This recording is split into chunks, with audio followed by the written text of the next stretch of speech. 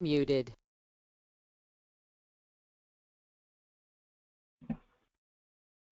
Good afternoon, everyone.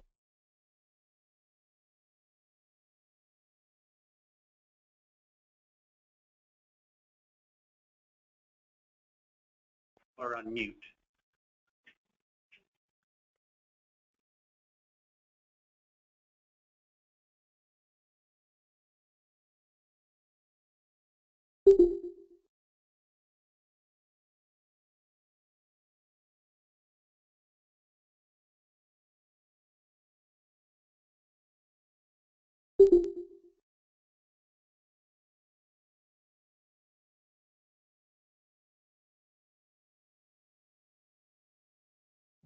All right, good afternoon, everyone. We're going to get started. Sorry for the delay. Best laid plans, always something comes up. So we're going to be talking about the grants application system for highway traffic safety projects. You all should be seeing our screen right now, which is Vision Zero Montana screen for funding. My name is Kevin Dusko. I'm a transportation planner here at MDT. We have Chad Newman with us as well. He's a law enforcement liaison. We also have Bill Tuck. He is the accountant. So they're going to be participating in this webinar as well. Just some housekeeping. Again, we apologize for the technical difficulties, pros and cons of GoToMeeting, I guess. You all should be hearing me right now. Again, we are muting all of you just to reduce feedback. You can use the chat, type in messaging at the bottom of your screen to type us any questions or any concerns you may have throughout. If you have questions, again, you can type as we go, or you can contact your transportation planner after the meeting.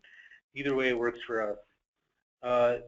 Just a disclosure about this presentation, it is for the functionality of the application process in general. It's not to talk about any programmatic type concepts. So if you do have those type of questions, please contact your transportation planner.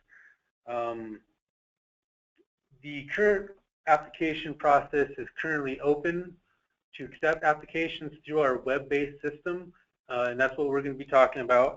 Those applications are due March 1st at 5 p.m., and those applications will cover the projects for fiscal year 2017, which begins October 1st, 2016. So a lot of dates. The most important thing, it's not going to affect your current contract, so you don't have to worry about anything right now except applying for next year funds. Also, there will be additional training on the web grant system in the near future, and also at our fall October workshop. So please stay tuned for that. Another just kind of a disclosure, this is a new system. We're still learning our way through it. But in the long run, it will be very beneficial for us and you as subrecipients. Don't be afraid to get into the system and just practice with it. You're not going to break it. You can delete anything you put in there. So I encourage all of you to just try it out, try different ways, read the instructions, and then all else fails, we are always available. We're all in it together. So this is a live demonstration, obviously, as you can see. So the best way to demonstrate how the program works is to go through an application. So all of you should be able to see my screen right now and hear my voice, hopefully, right? So I'm just going to power through it. And if you have any questions, just type them out. You are not showing your screen. I am told I am not showing my screen, which is good. Well, not good, but it's good. You're going to have to back up. No one sees your screen. We've only been on one screen. So we have to move, right? Nobody can see anything. You go see. All right. So hopefully you should be seeing my screen. If you cannot see my screen, please type in a little chat. Otherwise, I'm going to continue on. This is the funding page for highway traffic safety. On this page, there is a direct link to the grant application web-based system. So I'm going to be clicking here. It's going to be taking me to a website outside MDT, and here it is. There are other ways to access this page, and it's as simple as typing in your browser Web Grants Montana, and that's the first thing that's going to be popping up. I do want to show you one thing on our screen is instructions. There is a direct link to web grant instructions. So if you have any questions, you can always refer to this document. I will be mentioning this document throughout the process, so you can become familiar with its availability. So I'm going to click grant application. This is the main screen. On this, as you can see, this is a partnership with a number of different state agencies, and they announce different funding opportunities. So you just need to be aware of that. It's just not MDT that's utilizing this system. If you have not registered, please click register here, and then fill out the information that is notated in red. Basically, your personal information and your organization information. Anybody that's going to have anything to do with your application or reporting needs to register. Simply fill this out and hit that registration button. I'm not going to do it though. Please leave a couple days for the process to take place because I have to go into the system and approve your registration. I try to do it right away though. Once you have registered, you will receive an email giving you a user ID and password. And at that point, you can log on to the system. So right now, this is the main page. I'm going to show you where our funding opportunity is, and that is where you will access your applications. So I just clicked funding opportunities, all right? Our funding opportunity is labeled FFY 2017 State Highway Traffic Safety. I am going to click on this. All right, so this is the funding opportunity. Couple things to point out with this. It has the application deadline date, which is March 1st at 5 p.m. It also has the project start date, which is October 1st, 2016, and that's fiscal year 2017.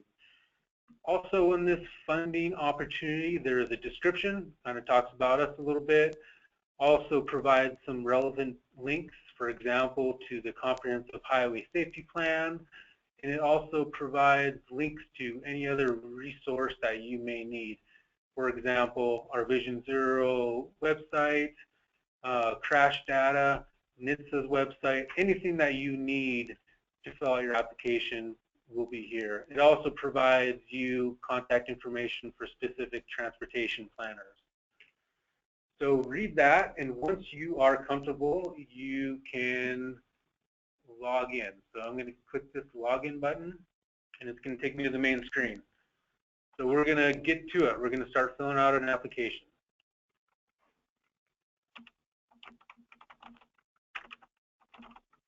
My name's Kevin Dusko, not K-Tester, but this is my tester. Log in. Sometimes you type wrong and it comes up with an error.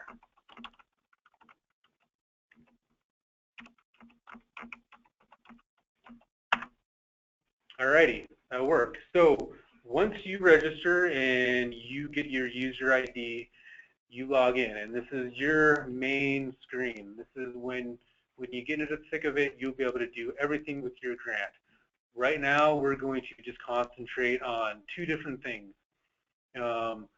My profile and funding opportunities. And also there's grantee instructions, and that's more for just the web grant system in general, not specific to MDT. Once you log in, I would suggest go to my profile, and then reset your password. Because when you get that automatic generated email, it's going to be some sort of weird password. So click something you remember and then store it away. I'm not going to reset my password. And then as soon as you do it, you hit save. And then you're good to go.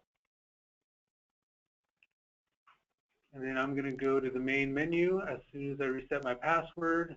And I am ready to search the funding opportunity again. Click funding opportunities and then search for the federal fiscal year 2017 state highway traffic safety. You see a lot of different funding opportunities. It's not going to look like that on your end. It's just because I'm in my test mode. So click on that.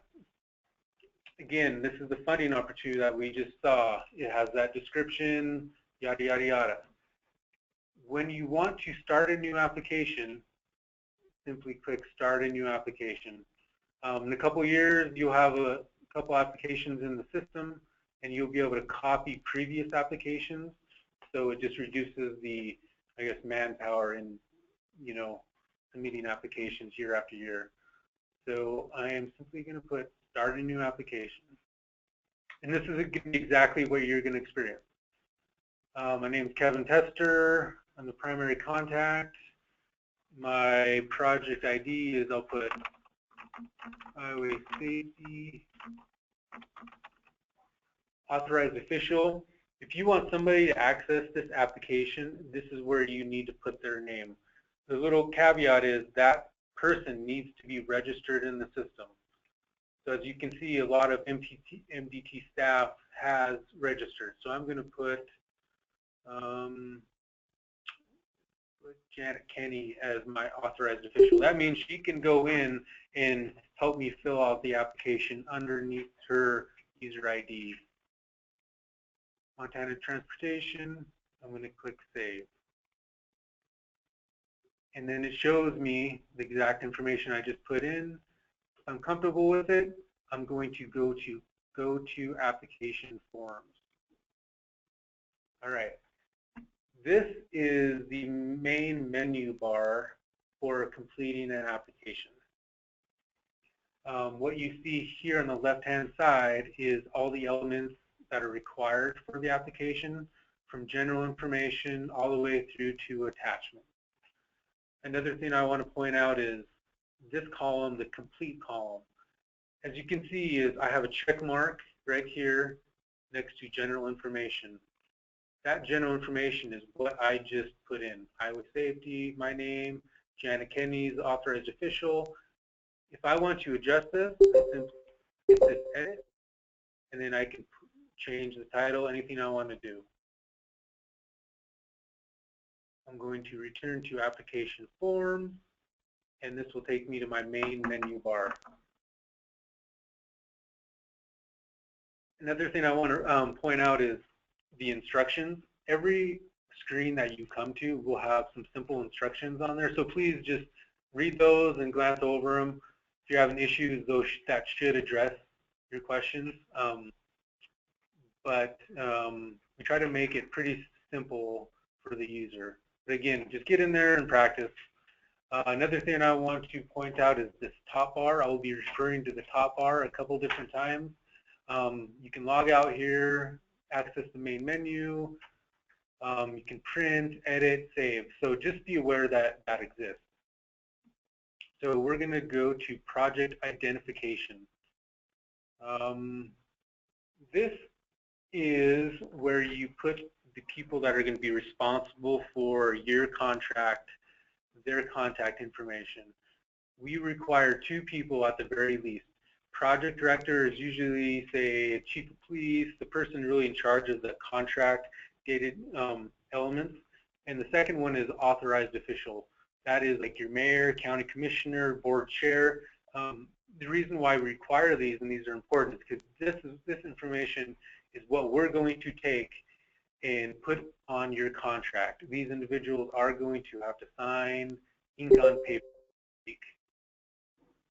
I'm just going to fill out my name real quick just to show you how easy it is.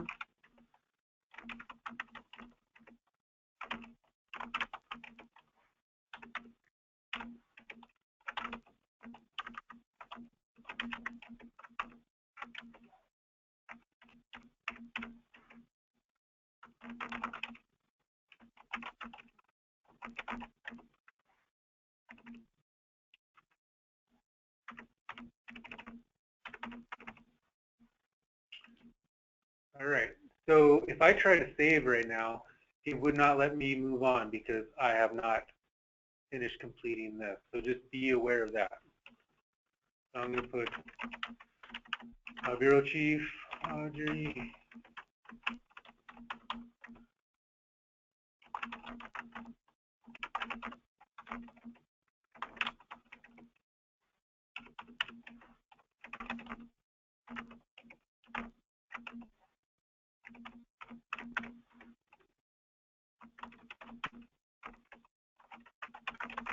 And if you put a wrong email address, the system will catch it.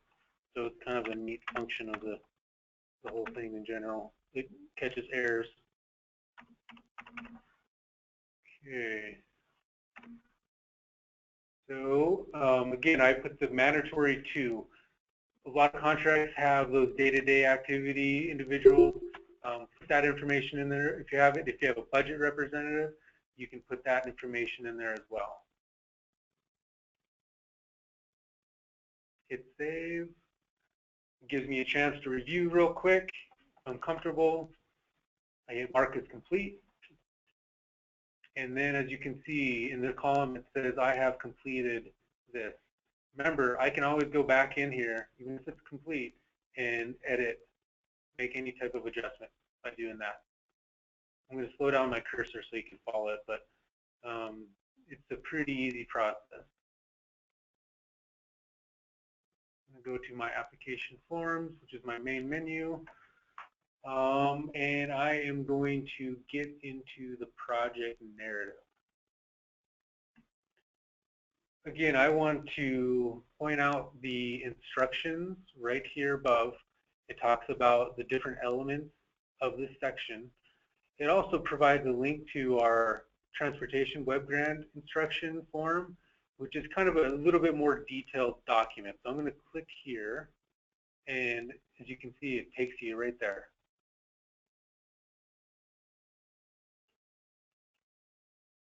And screenshot. So hopefully it's pretty self-explanatory. Again, practice, practice. You're not going to break it. One thing about the project narrative is this is the exact same information that we have required in past applications. So it's nothing new. It's just a different mechanism of providing us the information. Included in the project narrative is the executive summary, needs statement, goals, and an evaluation, and also future funding and sustainability plan. There are 2 ways to input information. Actually, I want to say 3 ways you can put information in these boxes. You can do old school, just typing, hi, my name is Kevin. Also, the second way is you can copy and paste from a separate Word document. By doing that is you go to an individual Word document, and I might try to open up a Word document if you want to just bear with me.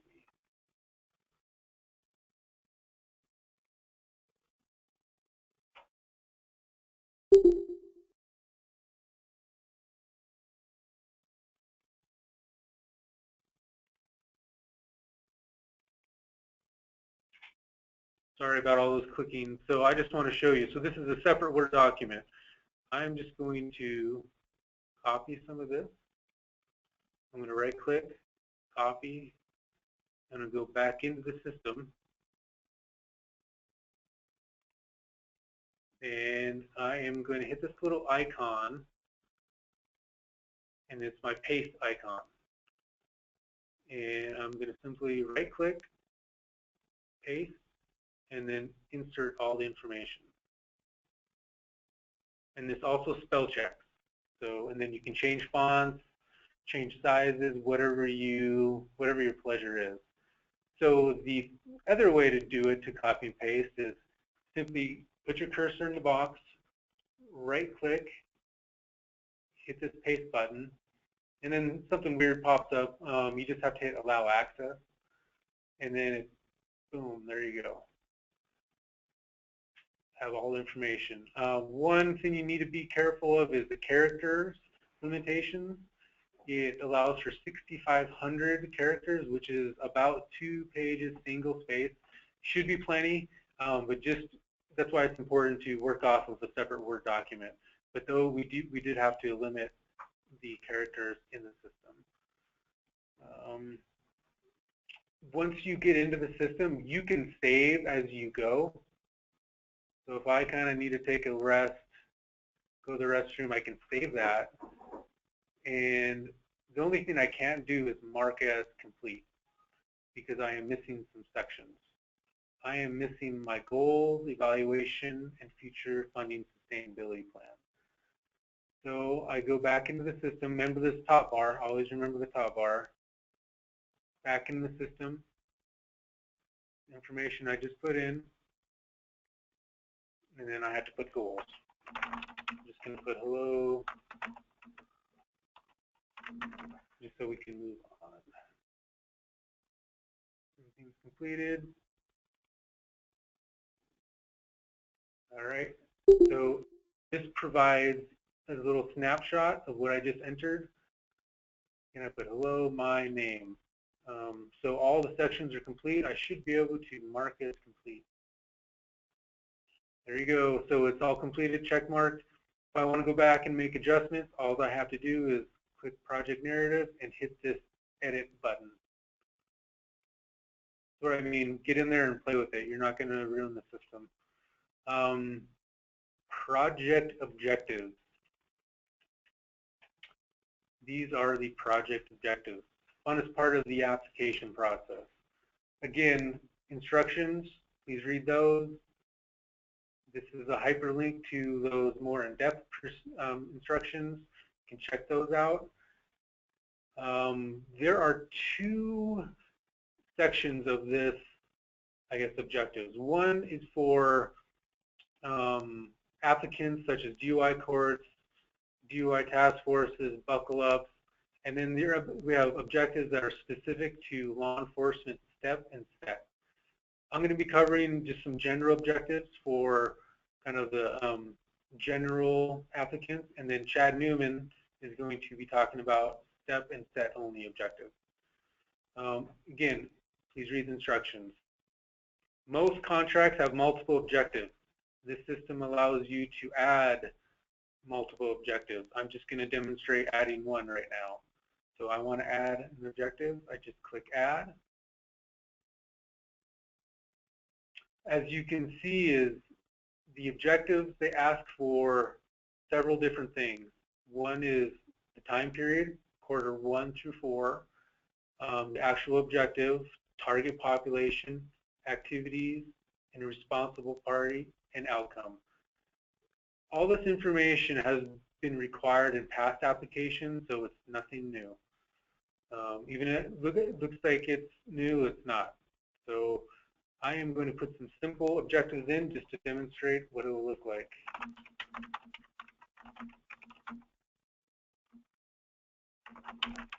I'm going to do community presentations. I'm going to do it in Q1. Target population. Helena. Activities.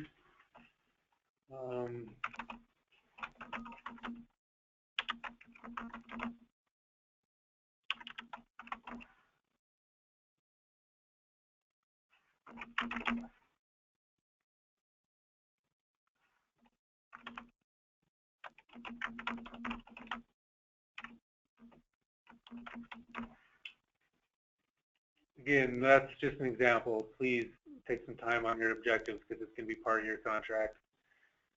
Once I'm comfortable with that, I hit save. And then the objectives show up right here, Q1, community presentations. And then if I wanted to add another objective, I simply hit add. If I wanted to adjust this objective, if I don't like doing community presentations anymore, I just click on here. And then I can adjust whatever I need to. And then I hit save. And then Chad Newman is just going to talk really briefly about STEP and SET only objectives. Hi, is it morning still? No, it's afternoon. Good afternoon. The reason we did this is Step and Set are working on 3 periods instead of quarters, and we're going to go in to take a look and see what we've done there. Additionally, Step and Set have very specific criteria that they're going to address in their application. Again, we have the period 1, 2, 3 instead of quarters 1 through 4. So we're going to select period 1, and we have our mobilizations listed in here. So those are all going to be objectives that you need to address in your application. But we also have this special event, high visibility mobilization. Now this one is going to be, 4th of July or the other state time frame of importance, local importance for you, and it's also going to be for your sustained enforcement discussion on your objectives. So we type in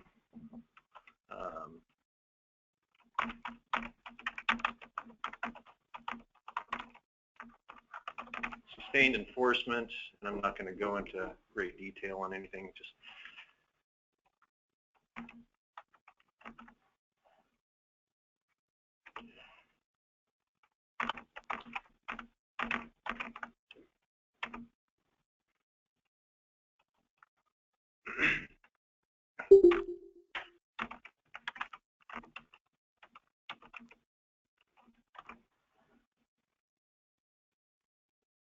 return to top, and we'll save that.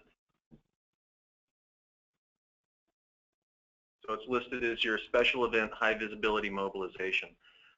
Again, make sure you fill out all of the Memorial Day, Labor Day, the high-risk state local events, and your sustained enforcement. And for each individual period, those are going to be worked in, and everything will be good. So that's, if you have any questions, please give me a call. We can walk through it. Additionally, don't get confused on this. This can be done simultaneously. You can have your Step and Set, you can be filling this out, come up and click on the objectives for quarters, and it will kind of change your application a little bit. So again, feel free to give me a call. We can walk through it. It's no big deal. And I'll turn it back over to Kevin. Cool. Thanks, Chad. And I think I just wanted to I'm going to repeat myself, but this is a new system. Just get in there and mess with it. I mean, you're not going to break it. You can delete whatever, click buttons. Don't be afraid. Worst case scenario, give me a call. Give us a chance to talk. So as soon as you are done with the objectives part, whether you're a Step Set applicant or a general applicant, you can mark as complete. Remember, at any time, you can go back in and make adjustments. Before we move on, I just want to point out one thing. You have access to this application details button.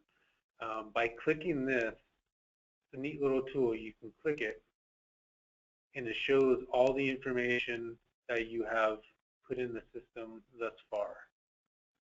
So it has all the contact information, project narrative, all the way through objectives, and it's going to have the budget information that Bill's going to talk about here real quick. You can print to a PDF.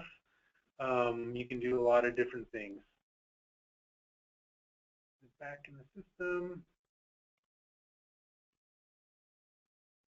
You just back out of it to get back in the system. So I'm going to turn it over to Bill Tuck. Bill is the accountant for our section, and he's going to be talking about the budget. Hello all. Hope everybody's doing well today. We are going to go over how to submit the budget. The one thing is you'll see that's different from the paper applications once we get in there is that now we have budget lines for personal services, contracted services, operating expenses, travel, equipment, indirect. But right underneath is the narrative.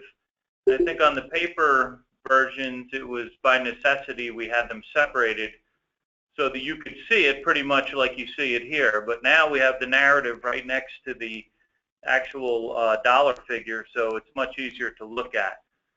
But let's see how we're going to do this. Most of our grants have personal services, so I am going to add, and I have a little drop down here, type of personal services, right? So this is salary, and these will be the salaries of our, looks like I hit one of my function buttons.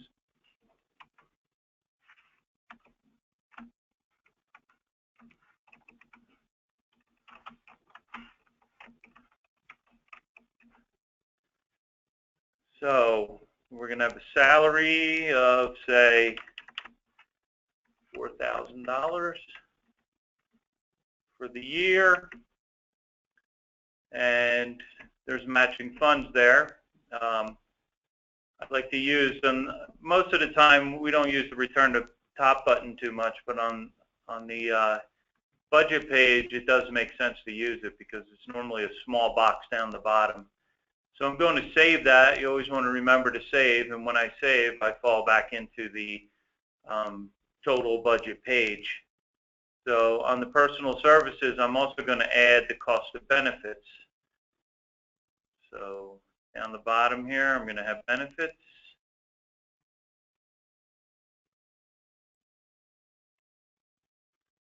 And that's health and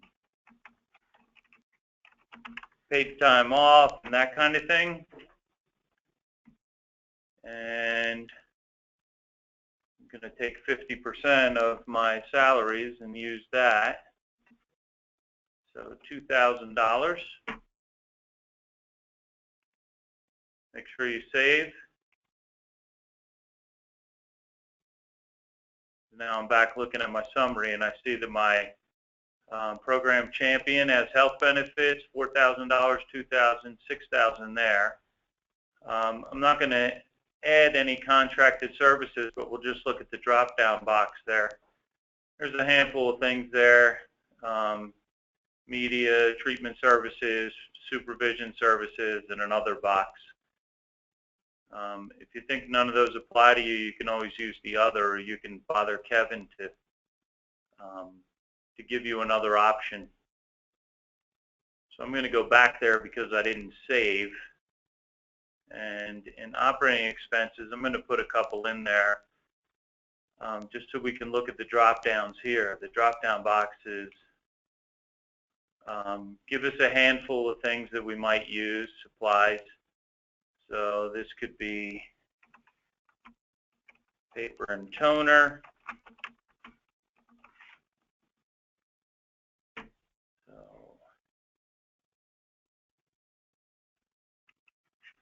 say $300. I'm going to save that.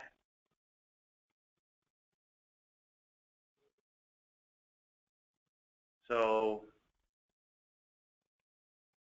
I'm going to put in one more there.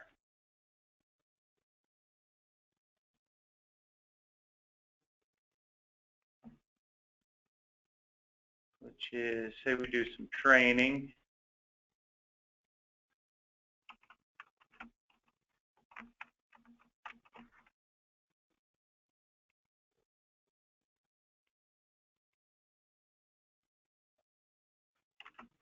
I'll do 500 there.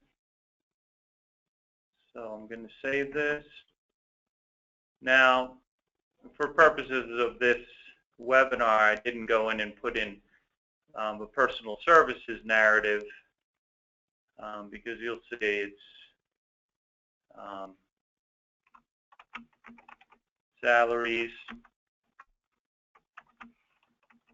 benefits, pretty self-explanatory. You might want to explain on your application hours dedicated, how much time, percentage of time, or something to that effect. I'm going to run back down to supplies, and I'm going to say, that was the wrong one, sorry.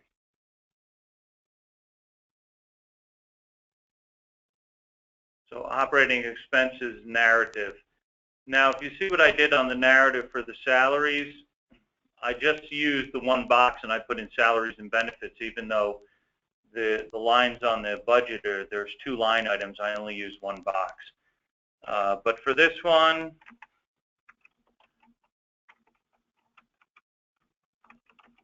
I am going to do each one separately.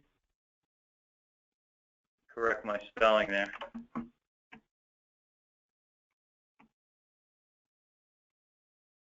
And I'll show you why a little bit later, why you might want to use two boxes instead of one box. I'm also going to add, this is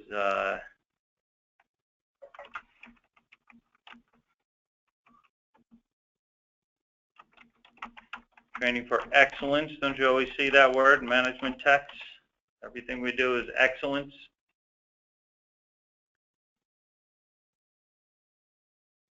I'm going to save that.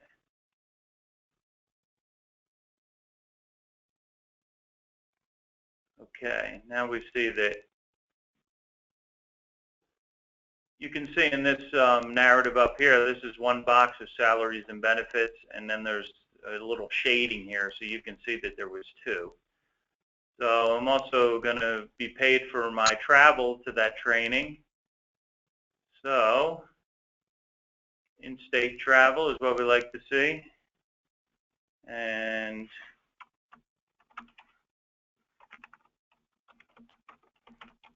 travel to training. Let's say that that is going to be $300. So I'm going to return and save. Okay, and I'm going to put my little narrative in there. This is my travel to be excellent.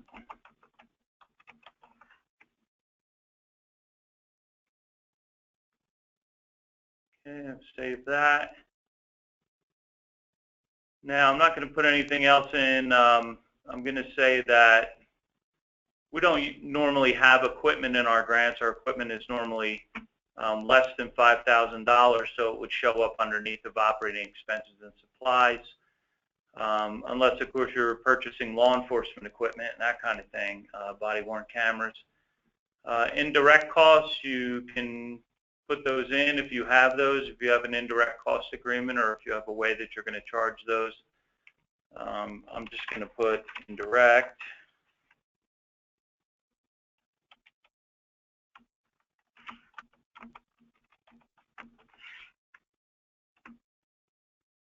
And I'm going to take 10% of my salaries and put in 400.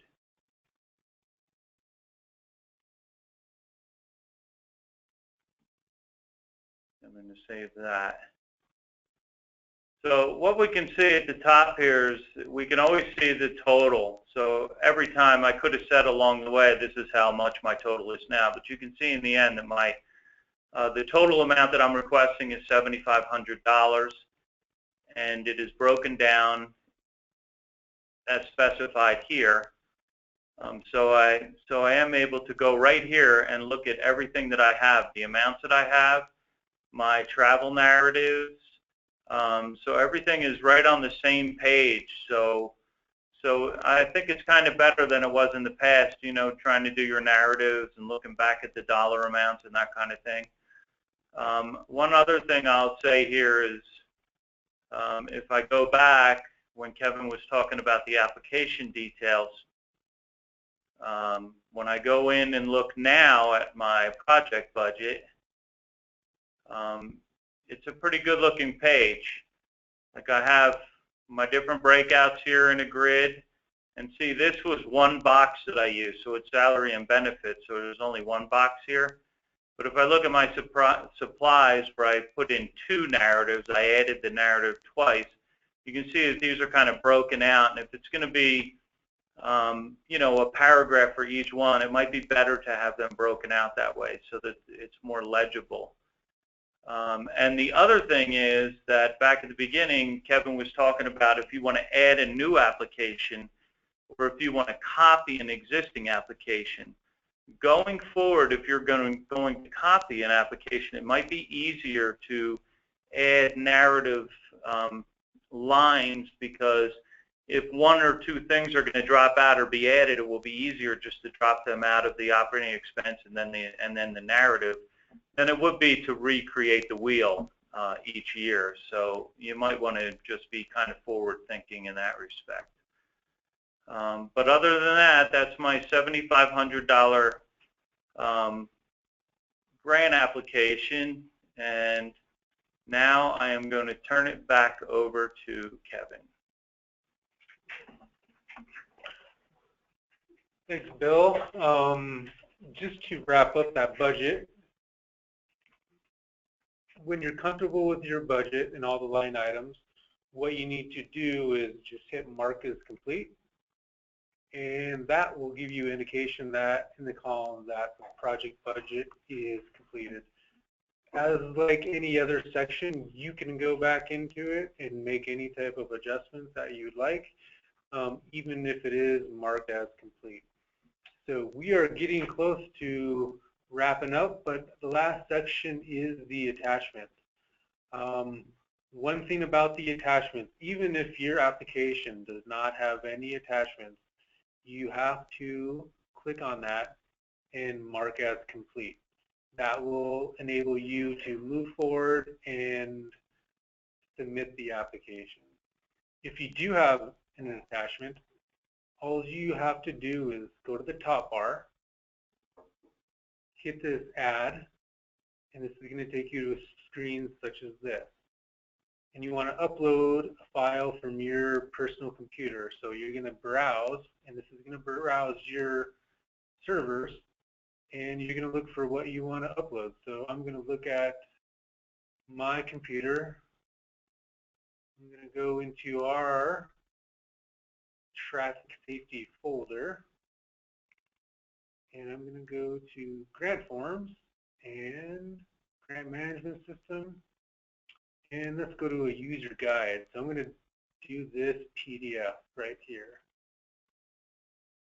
There it is. I just have to put a little description, and they are instructions. And I'm going to hit save.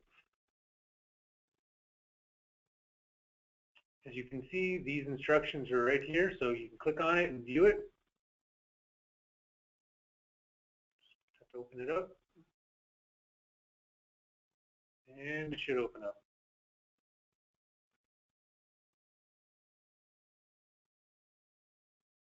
So it's a pretty big document. So that being said, so here it is. Here's what I just uploaded into the system. It's a pretty decent sized PDF. And then I can add multiple documents. The system doesn't really have a limit to documents that can be uploaded into the system, but staff at MDT does have a limit in their ability to read a lot of documents. So I would suggest short and concise applications. Attach the relevant information that is relevant to your request, and that is it.